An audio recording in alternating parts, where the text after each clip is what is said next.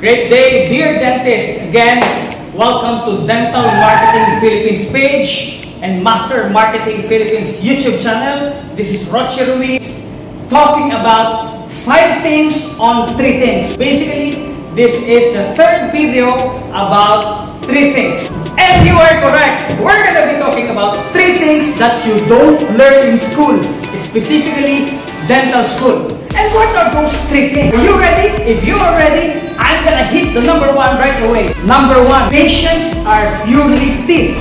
What do you mean by that? We are so focused in really trying to identify anatomical, the numbering, the anatomy of the dental structure, on really trying to give you skills, to give you an avenue of learning about dentistry.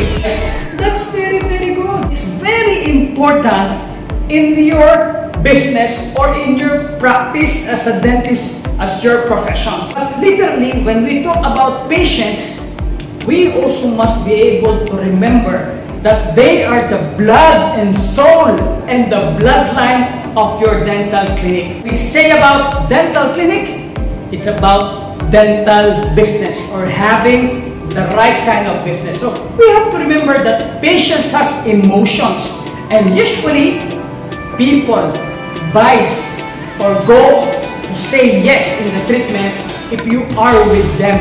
So what do? We have to be with them so that we can take them wherever we want to go in terms of your treatment plan. We're going to talk about the number 2.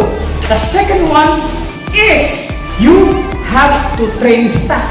So the training of your dental staff from secretary to assistant. How do you want to train your staff? Where to begin in terms of training your staff? Who will be able to answer the phone? How many rings it is needed for you to be professional in terms of phone service? Basically, what we want to achieve here, we're trying to have an aligned mission and vision. Remember that all the staff are stakeholders inside the dental business. So you and your practice and all the stuff that works within us must be aligned in terms of the vision, of the mission, and specifically a specific target on a monthly basis. So how do you train staff? Or how much time do you need to train your staff? Usually a continuous effort for 3 months. Yes, you heard it right. You have to continuously train your staff because it takes a while for them to absorb and adapt your mission and your vision as a dentist. Number 3, third thing that you don't learn in school is you have to have a business acumen and you have to be the CEO or the president of the company.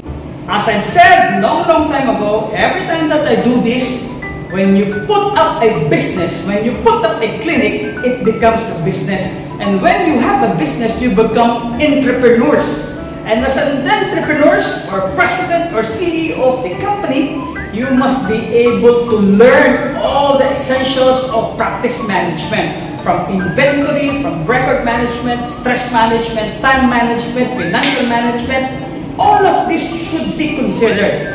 As the saying goes, there are great dentists in terms of schools, but they are not good businessmen.